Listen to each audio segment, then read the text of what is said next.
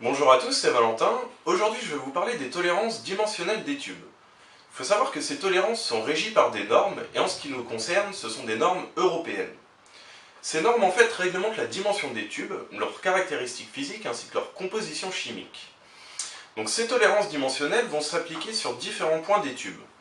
On va avoir une tolérance sur le diamètre ou les côtés du tube, une tolérance sur l'éclairage justement de ces côtés, une tolérance sur l'épaisseur, et ainsi que le profil des angles.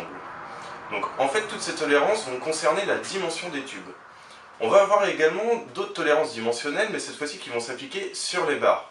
On va avoir une tolérance sur la longueur de celle-ci, qu'elle soit en 6 mètres ou en 12 mètres, elles vont être plus ou moins énormes. On va avoir une tolérance sur la rectitude des barres, ainsi que sur la torsion des tubes. Il faut savoir qu'en fait, ces tolérances, plus vos tubes vont être forts en épaisseur, grands en dimension, elles vont avoir tendance à augmenter. Donc il faut bien en tenir compte lorsque vous avez des assemblages, par exemple des tubes qui vont venir s'insérer dans d'autres tubes. Il faut toujours prendre soin de bien vérifier justement les tolérances qui vont s'appliquer sur les dimensions ainsi que sur les épaisseurs pour avoir un bon coulissement. N'hésitez pas à revenir vers nous pour plus d'informations. A bientôt pour de nouveaux tutos.